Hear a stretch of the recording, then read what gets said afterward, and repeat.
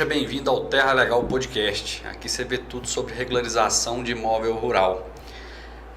Hoje estamos trazendo uma convidada muito mais que especial. Ela que tem um amplo conhecimento na área ambiental. Ela é advogada. Vou apresentar aqui, a ficha é um pouco extensa, mas eu vou lendo. Primeiro, Sara Romero Benfica. Sara Romero, da como é que é o Instagram? Ambientalmente Legal. Ambientalmente Legal. Advogada ambiental com curso de Direito Ambiental pela Fundação Getúlio Vargas, especialista em Direito Ambiental pela Universidade Federal do Paraná, MBA em Agronegócio na Universidade de São Paulo, USP, mestre em Ciências Ambientais pela Universidade Evangélica de Goiás, doutoranda em Recursos Naturais do Cerrado pela Universidade Estadual de Goiás, professora em diversas universidades, coordenadora da pós-graduação em Direito Ambiental e Direito Agrário da Universidade Evangélica de Goiás. Extenso o currículo, hein? Não deu nem um minuto, foi muito rápido. Não, e você tá muito jovem para estudo, começou cedo. Porque eu já sabia o que eu queria, aí fica mais fácil. Não, bom demais. Um prazer te receber aqui, Sara. Todo mundo. E contar com sua ajuda aqui também para ajudar a quem está assistindo, quem está do outro lado aí, o produtor rural, o profissional, o especialista, né? A gente aclarar um pouco mais isso aí. Primeiro eu queria escutar mais sobre sua história. Como é que começou tudo isso aí? Você falou que já sabia o que queria. Como é que você iniciou isso aí? Aí eu vou falar o contrário agora, eu vou contar a história e vou falar o contrário. Primeiramente, obrigada, viu, pelo convite, estou muito feliz de estar aqui, né? Ver uma iniciativa como essa aqui do nosso estado é muito bacana. A gente sabe que a parte ambiental ela vem tomando muita relevância na questão da regularização. Então eu estou aqui à disposição, quero tirar dúvidas, esclarecer. E sobre a minha trajetória dentro do ambiental, na verdade ela não foi pensada, né? Eu sempre estudei para poder ir para o lado empresarial. Mas na tentativa de pegar uma empresa, de fazer a regularização dessa empresa, um dos sócios dessa empresa estava com um problema ambiental muito grande. E ele falou assim, olha, se você resolver meu problema ambiental, porque o ambiental gente, um problema. Se você resolver meu problema ambiental, então você está contratada. E eu comecei a me dedicar muito a esse problema que ele tinha, né? Era uma ação mais possessória, até mais fundiária, dentro do ICMBio. E eu comecei a estudar, comecei a me dedicar e achei a área muito interessante. E fui me envolvendo. Quando eu vi, já estava fazendo especialização, já estava fazendo FGV, já estava fazendo mestrado. E foi assim que começou a área ambiental, né? Mas desde então, desde esse meu paixão pelo ambiental, nunca mais parei. Por isso o currículo, né? Porque depois disso eu vim estudando cada vez mais para trazer também para o estado essa questão ambiental que a gente na época não tinha, né? Ainda temos pouco, mas aqui em Goiás realmente especializado em questões ambientais, minerárias. Eu particularmente não conheço. Tanto é que o nosso escritório é o primeiro especializado em ambiental e agrário do estado de Goiás. Importante é o dizer primeiro. isso aí. Porque a gente pode até ter, né, a parte ambiental, mas é dentro de escritórios com outras temáticas, né, empresarial, civil.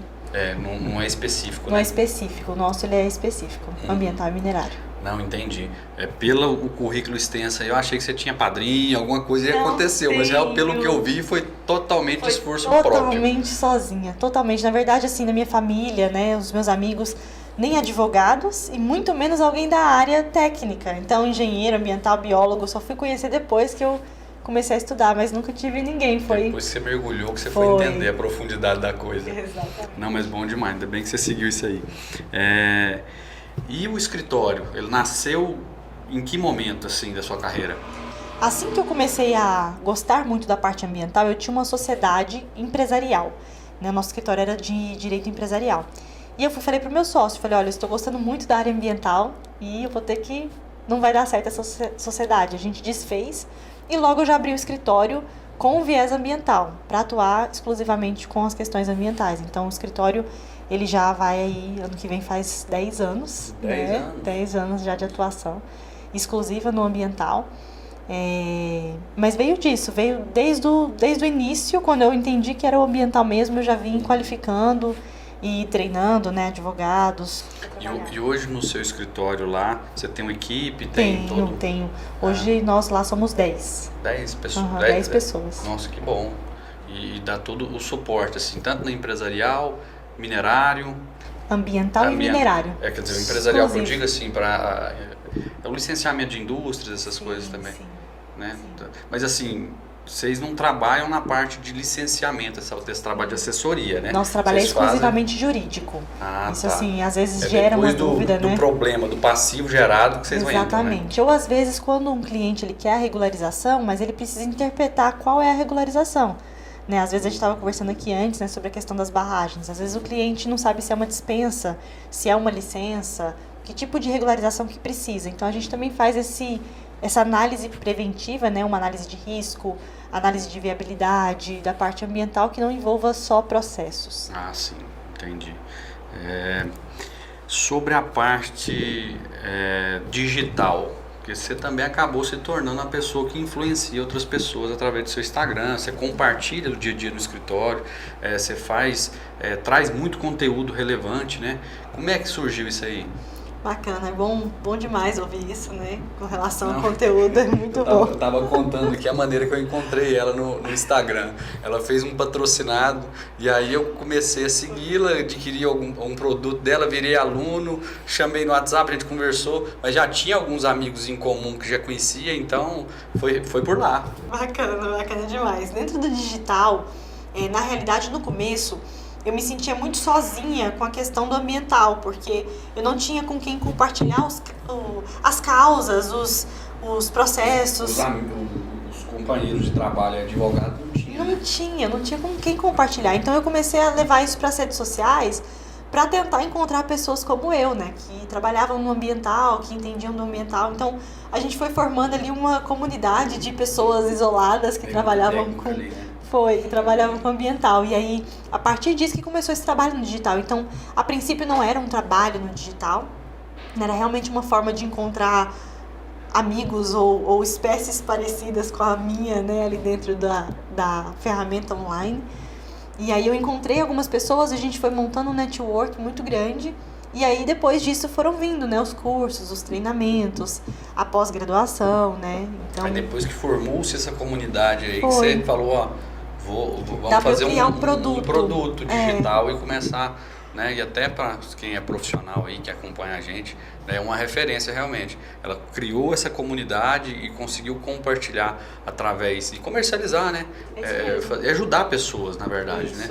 O curso de processos, né, que é o curso principal lá no Instagram, ele ajudou, assim, centenas de pessoas. Hoje nós somos mais de 600 alunos dentro do curso de processos. Então é um curso também que ensina a atuar com esses problemas ambientais de autos de infração. Então responsabilidade administrativa, civil e criminal, que era algo que eu queria muito quando eu formei, quando eu comecei a gostar do ambiental. Eu falei, nossa, vinham clientes de autos de infração e eu não sabia como resolver. Seu sonho era ter seu curso. Exatamente, De o meu tudo sonho isso. era ter o meu curso. E aí, quando eu criei o curso, foi essa mentalidade. Então, assim, o que eu precisava saber quando eu comecei? E aí eu coloquei em vários módulos, em várias aulas, são mais de 100 aulas, são 110 aulas hoje, fixas, fora as aulas extras, e 21 módulos. Então eu criei um curso bem extenso, mas pensando assim, o que eu precisava saber quando eu comecei e que por eu não saber, de alguma forma, foi ruim ou foi mais difícil a vida, né? Não, eu sou suspeito em falar, eu sou aluno, igual eu já contei aqui, assisti aula por aula lá, vi lá e realmente é um conteúdo muito denso, mas é também um assunto muito delicado, se a gente não puder, assim, eu que sou técnico, falando para técnicos aí também que nos assistem, tem muito conhecimento jurídico lá dentro que a gente tem que ter pelo menos a noção para você poder fazer a gestão, né, da solução disso aí, orientar seu cliente. Até mesmo porque o cliente, ele busca o técnico. Ele não busca o advogado, porque normalmente ele tem um advogado ali trabalhista, um advogado empresarial, um advogado de família. Ali, né? Exatamente. Então ele não pensa em um advogado ambiental. Não pensa de primeira. Então ele vai no técnico. Então se o técnico não souber explicar que são 3 esferas de responsabilidade, que se ele não resolver o administrativo, vai vir o civil, vai vir o criminal, ele vai colocando o cliente dele numa situação muito ruim. Então ali tem conhecimentos realmente básicos para o técnico que não atua na esfera civil ou na esfera criminal saber pelo menos o que precisa para instruir o cliente. Isso, é isso que eu encontrei lá. Assim, a gente já domina um pouco da parte técnica, mas a jurídica realmente você fica a ver navios. E quando o cliente chega com um problema, ele quer pelo menos uma orientação. Uma orientação. Igual você falou, na maioria das vezes, ele chega através do técnico. Exatamente, na maioria das vezes. Na maioria, ele procura o técnico e o técnico que faz a ponte com a gente no escritório. Não, beleza. Mas vamos seguir aqui, Sara. Vamos entrar num assunto realmente técnico, né? Quando um produtor rural, ele sofre ele tem um passivo ambiental e ele é autuado, né? Gera-se um auto de infração. Eu queria só entender como funciona isso, aonde atinge, o que ele deve fazer para resolver esse problema. Bom, isso tem muito a ver com a questão dos processos ambientais, né? A primeira coisa que todo mundo que está aqui assistindo, né? Todos os produtores rurais, todos os profissionais precisam entender é que quando a gente tem um problema, eu tive, por exemplo, um problema com um aluguel. Eu vou buscar meus direitos dentro da esfera civil, então eu vou buscar meu dinheiro de volta. Tive um problema que alguém me enganou, é um estelionatário, quero que ele responda por isso. Então ele vai responder na esfera criminal. Quando a gente fala de meio ambiente, de ambiental, a gente fala de uma situação que gera 3 resultados. Então esses resultados eles não são obrigatórios, mas geralmente eles são abertos os 3, que são 3 processos, é a tríplice responsabilidade. Então quando a gente fala do embargo, da multa, a gente está falando de uma esfera, da esfera administrativa. Mas ainda existe a esfera civil, que é a mais cara, e a esfera criminal, que, querendo ou não, né, eu estava até conversando com um cliente, ele falou assim, não, para mim a esfera criminal é mais cara, porque responder por um crime tem isso também. É pesado. Então a gente tem a esfera criminal, a esfera civil e a esfera administrativa. Então essas multas, esses embargos, elas vêm dentro da esfera administrativa. Quem faz essas fiscalizações pode ser a nível federal, estadual ou municipal. Então quando chega um auto de infração, primeira coisa que tem que ser vista, quem está autuando. Então, quem está fazendo essa fiscalização? É o Estado? É o município? É a União? Porque dependendo de quem estiver fazendo essa fiscalização, a gente já sabe se a esfera civil ou a esfera criminal vai ser aberta. Porque existem alguns convênios, como por exemplo o IBAMA e o ICMBio. Se o IBAMA e o ICMBio fiscalizar, automaticamente a esfera civil é aberta. Porque existe uma obrigatoriedade dos dois de encaminhar essa fiscalização para o Ministério Público. Então, se é o IBAMA fiscalizando, a gente já sabe que vai abrir o civil, vai abrir o criminal. Se é um Estado fiscalizando, às vezes o Estado não encaminha para o Ministério Público. Então, às vezes você consegue resolver todo o problema do cliente, ali, a regularização, a multa, tudo dentro da esfera administrativa. O que é bom, porque você evita outras 2 esferas para responder. Então, a primeira coisa da multa que tem que ser vista é quem está fiscalizando. E aí, a partir disso também, como será o próximo passo para regularizar. Entendido. Eu vou trazer um exemplo aqui, até de clientes nossos de dentro do escritório. Fez um desmatamento na área e foi autuado, teve uma auto-infração. Abriu-se nas 3 esferas o procedimento. Para o produtor rural poder desembargar esse imóvel, o que tem que ser realizado? Tem que ser solucionado tudo para ele poder pedir o desembargo? Excelente. O embargo ele é uma medida cautelar. Isso significa que ele é aplicado na hora que o fiscal está ali em campo, ali fiscalizando, para poder fazer com que aquela irregularidade ela não continue no tempo. Então, a partir da fiscalização, eu estava até conversando isso com o cliente vindo para cá. É uma paralisação. Exatamente. Né? Eu estava conversando com o cliente vindo para cá. Então, a hora que o fiscal chega na propriedade, que ele averiga aquele passivo, fala, tem um problema ambiental nessa propriedade. Ele já tem o direito de embargar Exatamente. a área. Então, assim, esse cliente falando para mim no telefone, eu tenho que fazer de tudo para que não tenha o embargo da área. Eu falei, a fiscalização foi aí? Ele falou, foi. Ele já está embargado. Aí ele falou, não, mas eu preciso tirar o caminhão, eu preciso terminar uma... Não tem como. Qualquer coisa que você fizer a seguir é descumprimento de embargo. É um novo auto de infração. Então, não mexe com essa área. Você não pode mexer. Não tira nada do que tem aí. Eles têm fotos de como estava. Você não pode mexer, senão é descumprimento de embargo. Então, o embargo ele é uma medida cautelar que ele é aplicado a princípio para falar assim, olha, para o que você está fazendo e me mostra se você está regular ou não, ou me mostra como você vai se regularizar. Então, o embargo ele não tem relação nenhuma com o valor da multa. Tem gente que paga o boleto que chega em casa da autuação, achando que o embargo vai sair. Achando que o embargo vai sair. Isso é muito bom para o produtor rural saber. Porque ele acha, não, eu fiz um crime ambiental aqui, eu fiz um desmatamento, uma barragem irregular, alguma coisa nesse sentido. E a área acaba sendo embargada. Ele acha, não, vou resolver tudo monetariamente. Paguei e resolveu. Não é assim. Eu tenho clientes que pagaram multa que nem eram deles, mas por medo do embargo, falou, não, eu vou pagar isso aqui, não tem nada a ver comigo, mas eu vou pagar porque eu não posso ter essa área embargada. Porque realmente o embargo para o produtor rural, ele é um atraso. Demais. Quem tem propriedade rural embargada, você não pode integrar gado para o frigorífico, você não pode nem criar, né? Na verdade é essa. Você não tem acesso a crédito, você não entrega sua soja no armazém, você não faz nada. Né? Assim, para quem é produtor rural que está pensando em fazer algum procedimento em sua propriedade, procure um técnico. Com certeza, com certeza, para regularizar, já façam as coisas regulares, né? Para não precisar chamar a Sara. Já vai estar tudo regular, não vai ter auto de infração.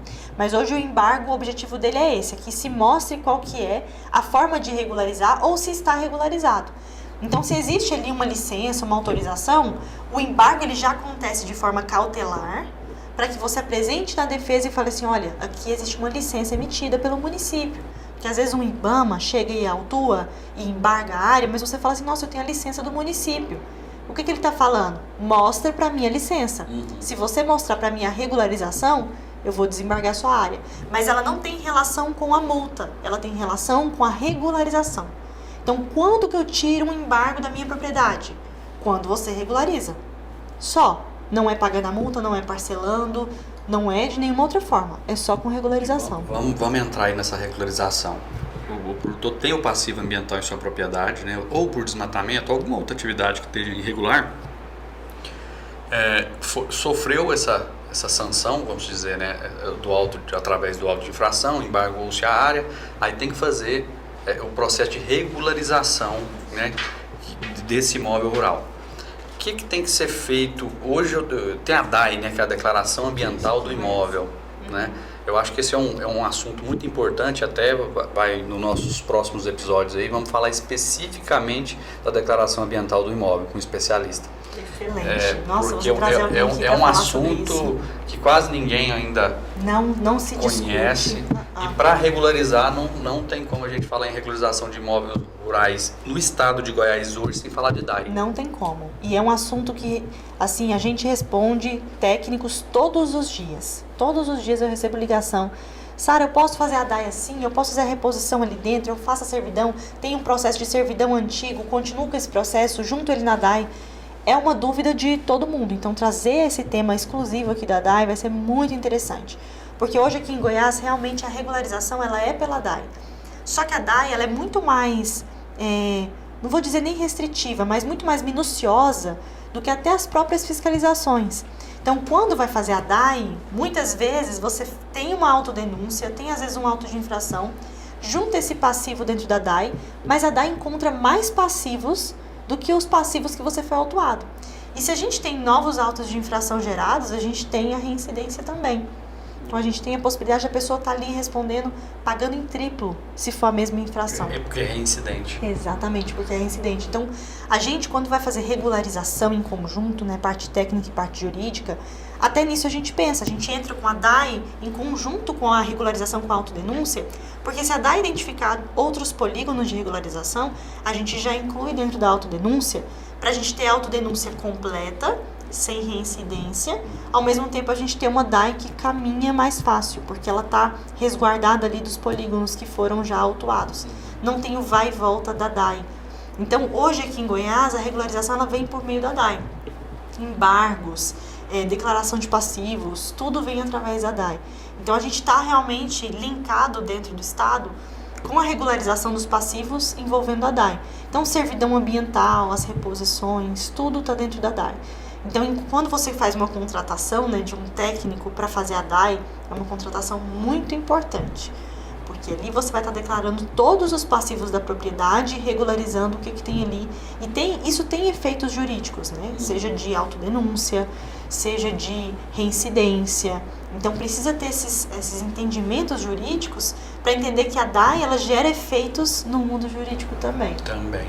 E essa foi uma das grandes dificuldades no nosso escritório lá, quando a gente foi fazer a DAI. Tem muitas questões que abrangem ou seja, a parte jurídica. Então você tem que conhecer realmente da legislação. O Código Florestal tem que servir de livro de cabeceira para o técnico. Realmente, eu comprei o Código Florestal comentado e tem tentado, na medida do possível, sempre estar atualizando ali, vendo, porque ali está, eu falo assim, o livro a se seguir, né?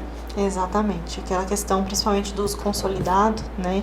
Eu até tenho também um manual do uso consolidado, é um curso também, mas um curso mais rápido, de aulas mais rápidas, falando sobre todos os usos consolidados do Código Florestal. E vamos aproveitar que você já está falando disso, que é um assunto que eu queria trazer sobre a área consolidada. A maioria do produtor rural não tem conhecimento sobre o que é a área consolidada. Você sabe, assim, em resumo, me dizer o que é a área consolidada? Perfeito. Então, o uso consolidado, ele realmente é vou citar um exemplo. Estava conversando com um cliente ontem no telefone e ele falou assim, doutor, essa minha área é uma área consolidada. Eu falei assim, que tipo de atividade você tem ali? Aí ele, eu tinha atividade de comércio. Eu falei, olha, uso consolidado, ele tem relação direta com atividade agro-silvio-pastoril ou de turismo rural. Se não tem nenhuma dessas duas atividades, né? Não é área consolidada, porque o Código Florestal traz especificamente que tem que ter algum alinhamento com essas atividades. E tem uma data marco para isso aí também, não tem? 22 de julho de 2008. Então, o marco do uso consolidado é se antes dessa data existia algum tipo de intervenção, seja não ter reserva legal, ou seja, ter intervenção em área de APP, se tinha algum tipo de intervenção antes desse marco temporal, então existem regras diferentes da que o Código Florestal traz. Então, o uso consolidado é basicamente isso. São regras diferentes de regularização das que hoje nós temos. Então, hoje nós temos a obrigatoriedade de ter 20% de área de reserva legal dentro do imóvel rural. Ok. Se essa propriedade rural, em 22 de julho de 2008, e aqui um ponto muito importante, é que se entenda que o tamanho da área não é o tamanho da área hoje. É o tamanho da área em 22 de julho de 2008. Então, o marco temporal leva em consideração qual era o módulo da propriedade nessa data. Então, se depois dessa data teve o desmembramento das áreas, a regra do marco do uso consolidado vai levar em consideração esse tamanho nessa época. Então, qual era o tamanho em 22 de julho de 2008? Era tamanho X. Então, quais as regras para esse tamanho? Era uma pequena propriedade rural? Era uma média propriedade rural? Era uma grande propriedade rural? E ali vai estar as regras de transição para se você não tinha a porcentagem de vegetação nativa que teria que ter nessa data.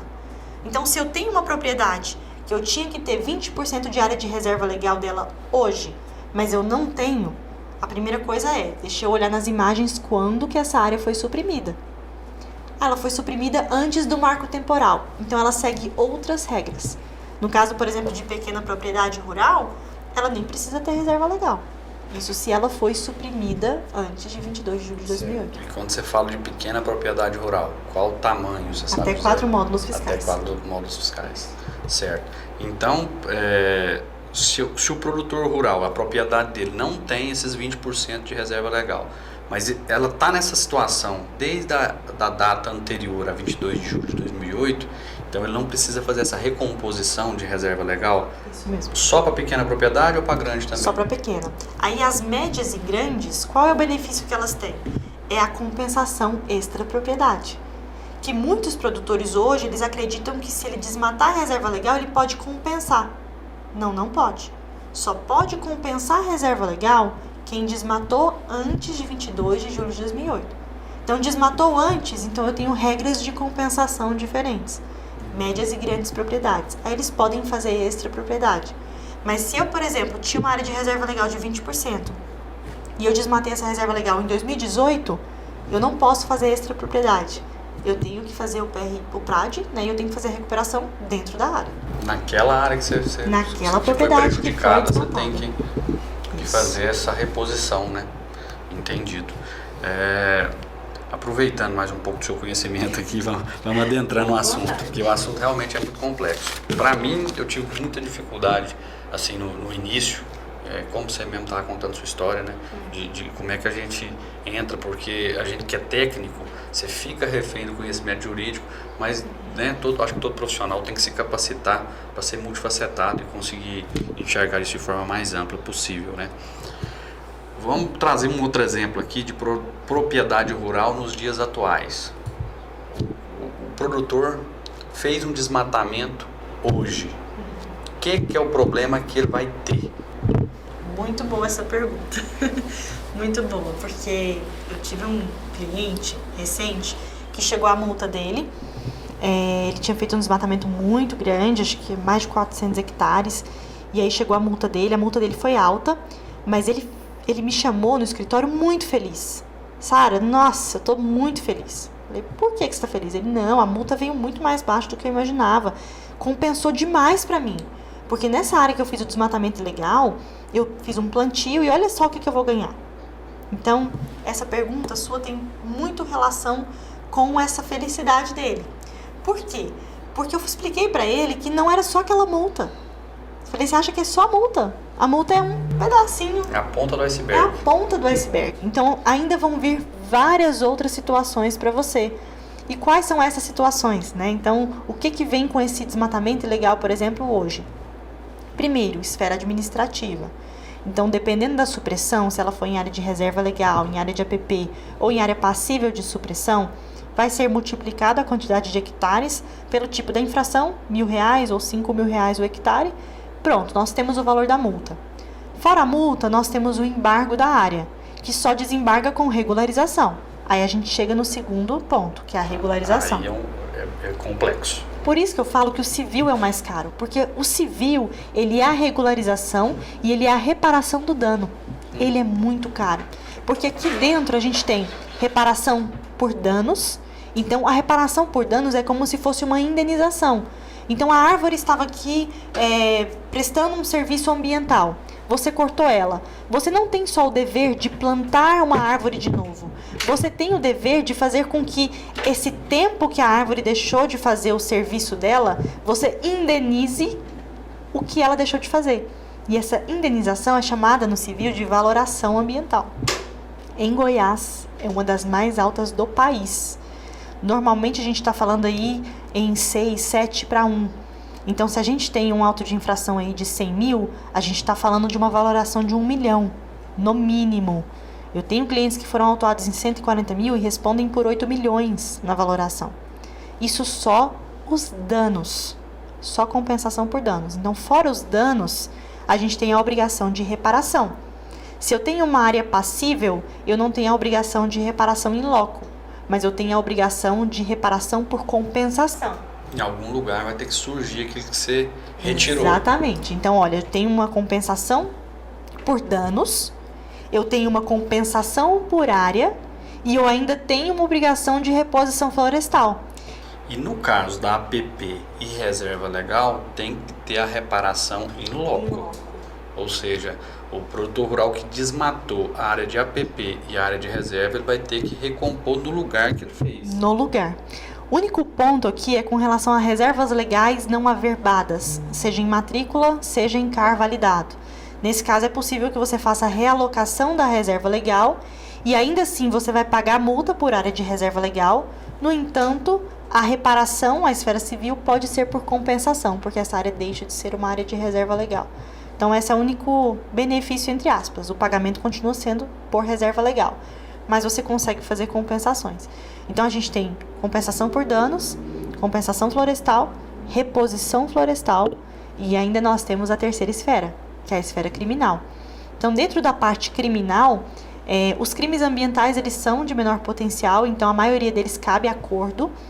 Mas mesmo os acordos que cabem, né, são acordos que falam assim, olha, você cometeu um erro uma vez, te ofereço um acordo com uma transação penal, que é um acordo que não tem confissão, não tem antecedente, é um acordo bom, mas você não pode mais aceitar ele em 5 anos.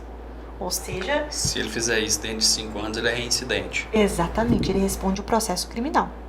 Então, o que a parte criminal faz? Olha, eu vou te dar um benefício para que você pense bem antes de fazer qualquer coisa ilegal da próxima vez.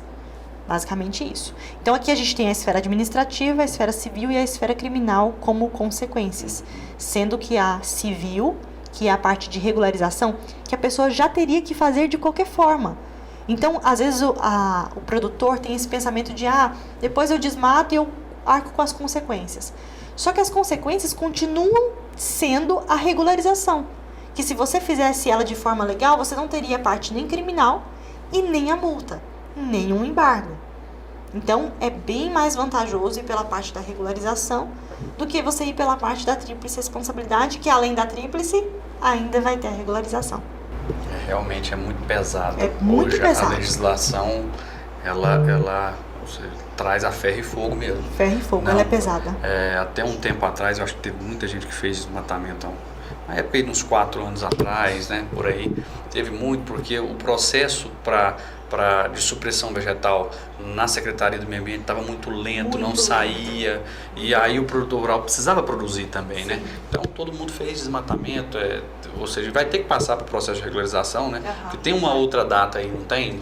Que o marco temporal também, não sei se... Não é marco temporal o nome, né? Mas uma data um marco temporal, é como se fosse um marco temporal, porque a partir de 2008, né, então o Código Florestal veio e trouxe essa data de 2008 e falou, olha, antes de 2008 era assim, depois de 2008 vocês vão ver com os estados de vocês. Então cada estado regulamentava como que funcionava essa supressão. O que aconteceu com Goiás? Nós não tínhamos a regulamentação.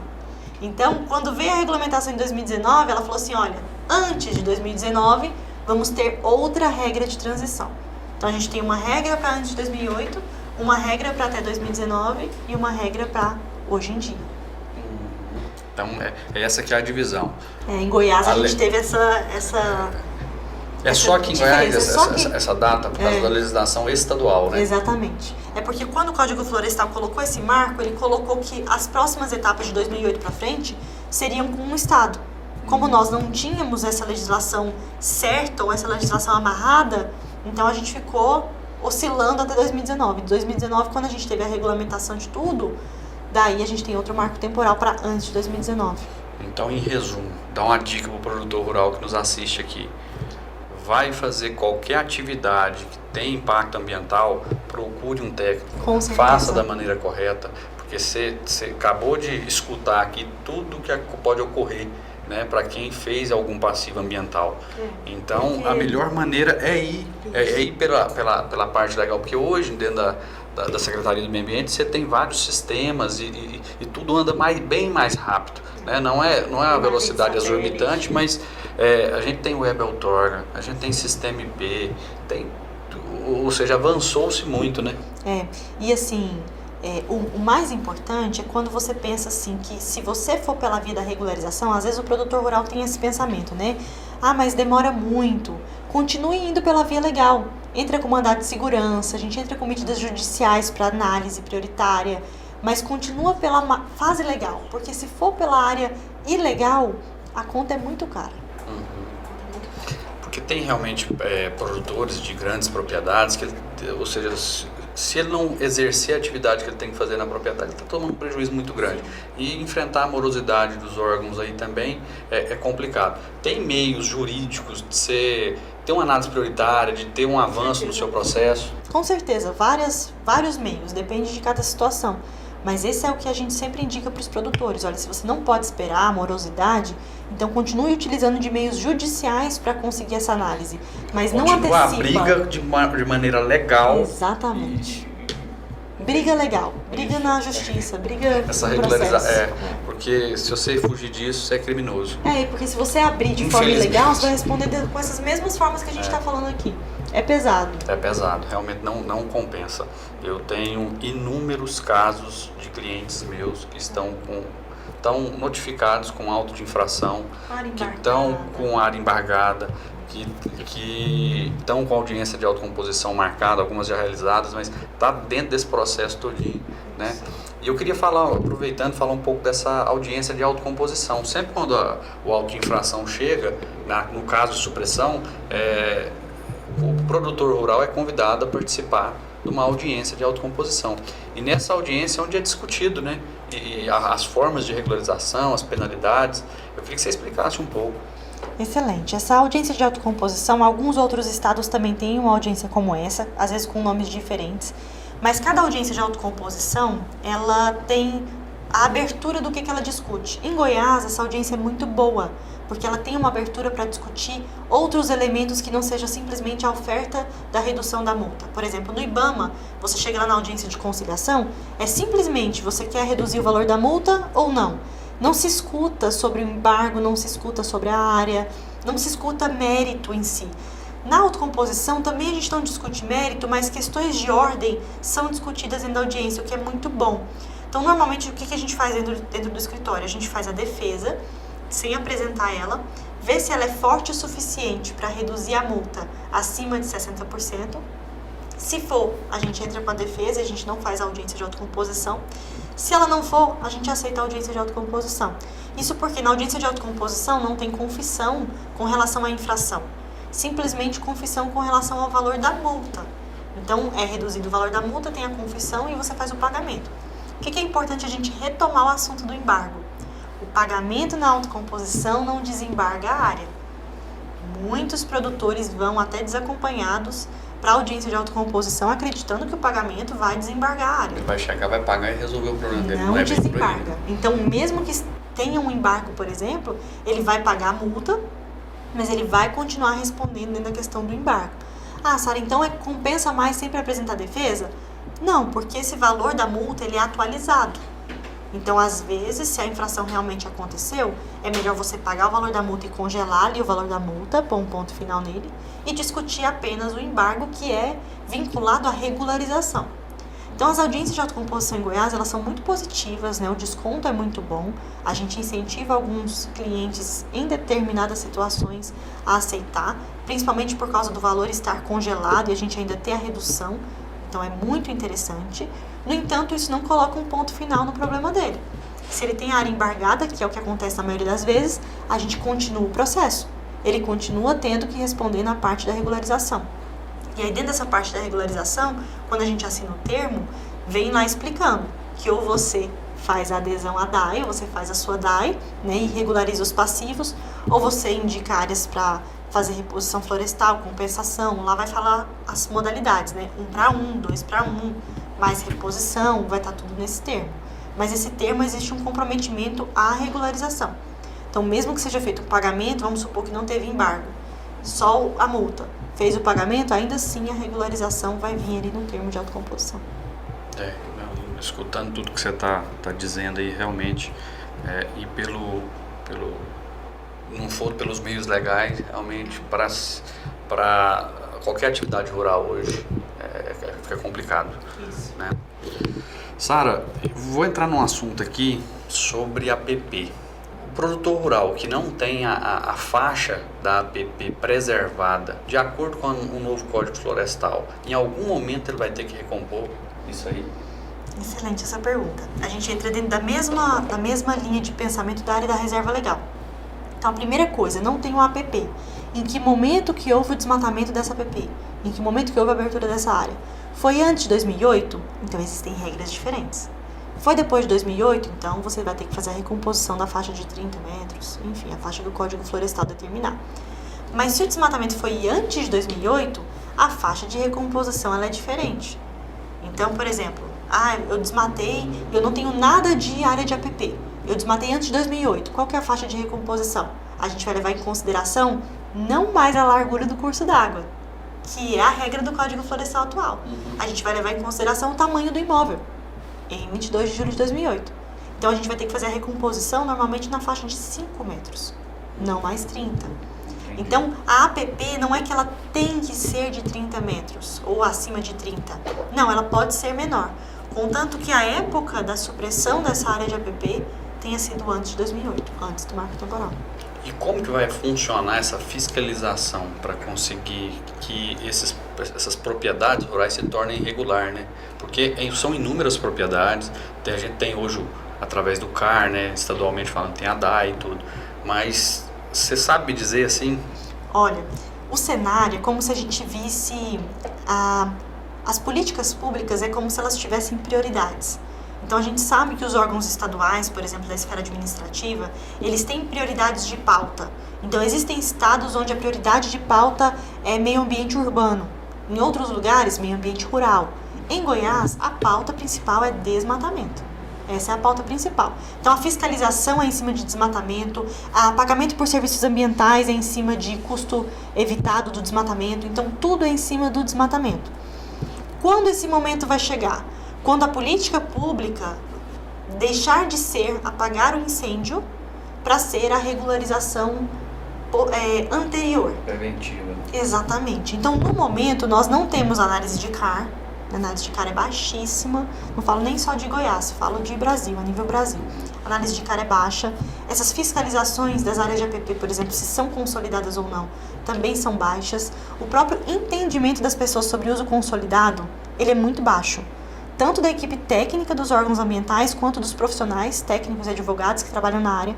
Às vezes eu falo sobre esses usos consolidados, e eles falam assim, Sara, 5 metros? De onde é que você tirou isso?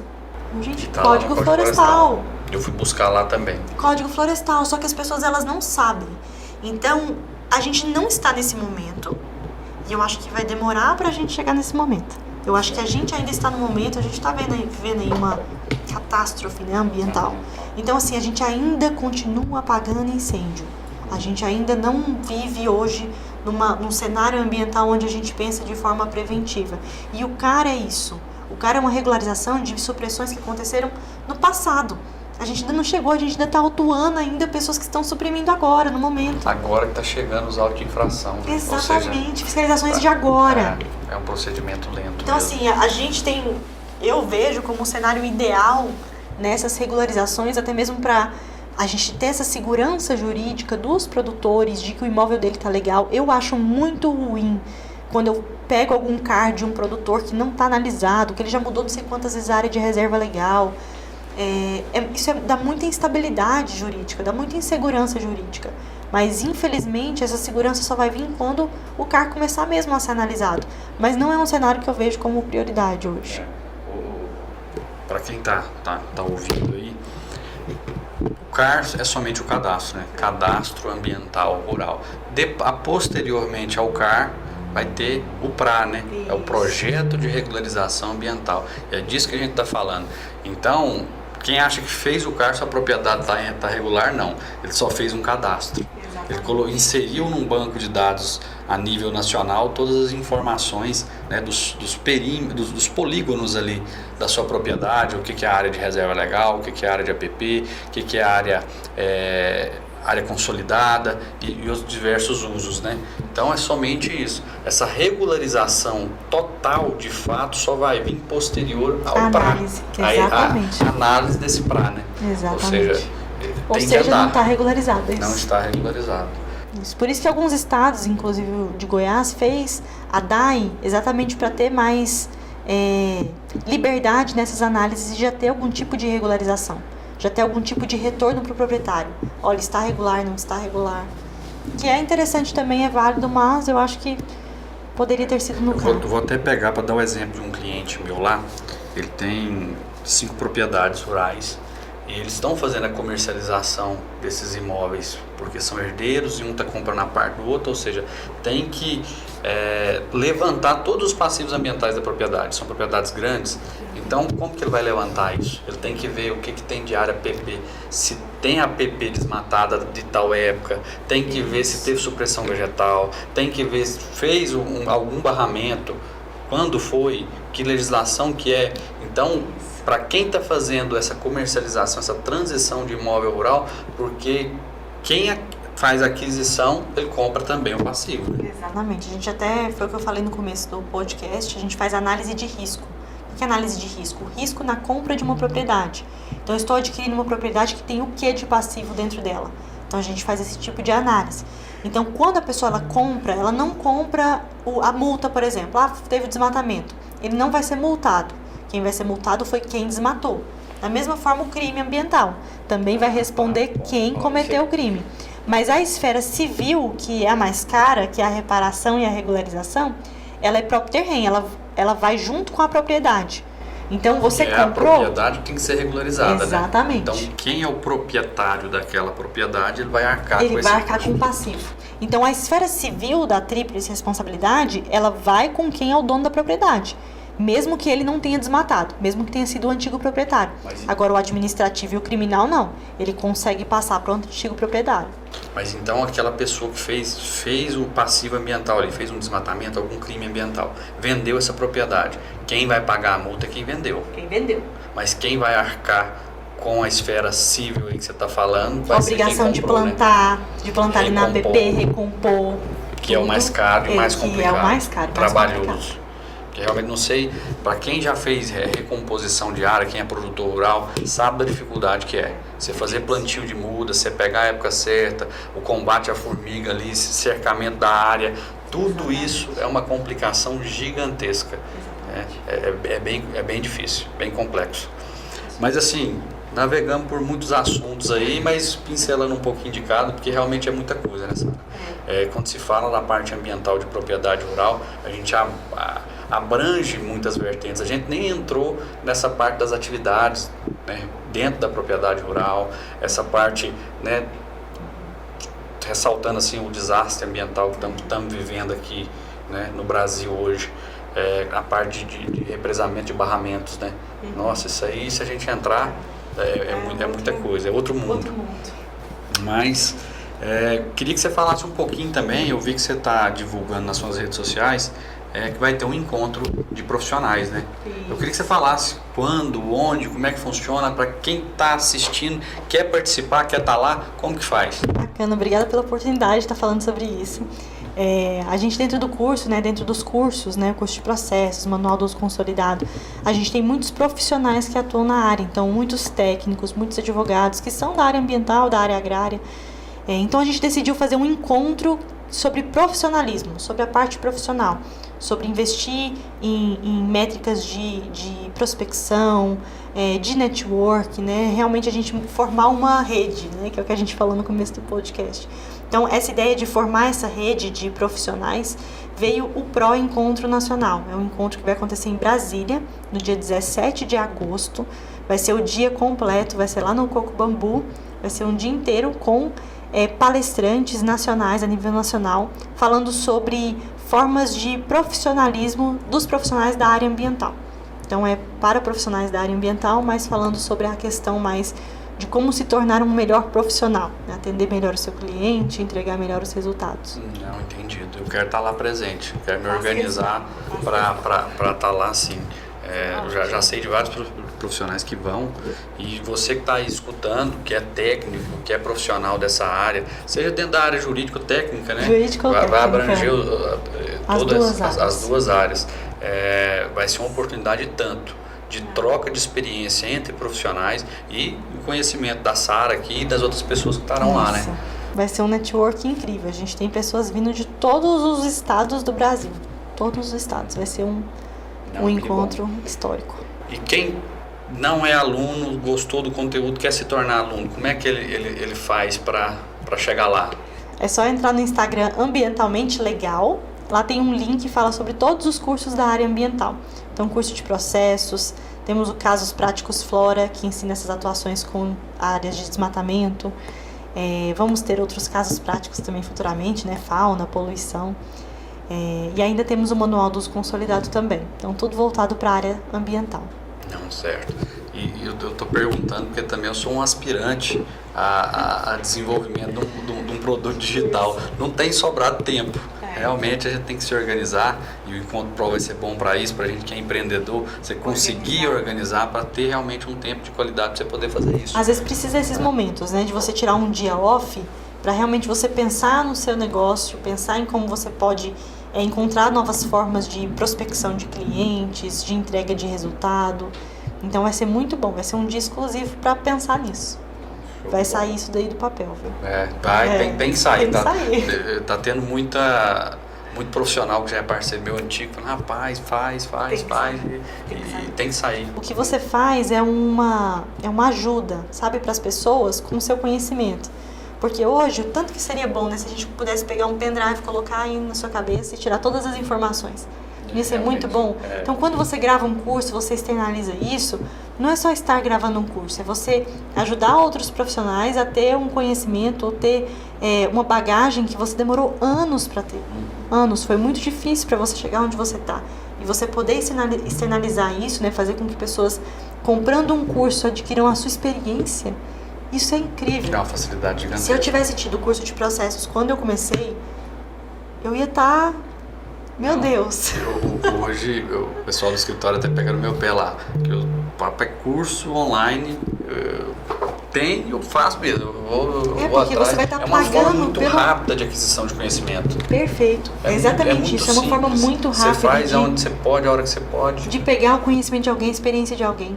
Imagina, para eu gravar o curso de processo foram anos de conhecimento, você adquirir aquilo. Exatamente, para você poder pagar um curso ali em 12 vezes. E eu acessei ali rapidinho, peguei e você acessar o conhecimento, isso é muito bom. É muito bom. Então o que você vai fazer, né, criando o curso, é muito importante. É muito importante, é realmente uma contribuição de conhecimento que as pessoas precisam. Realmente. Então, obrigado aí pelo incentivo. Fazer isso é pensar nos outros muito mais do que em você. Realmente.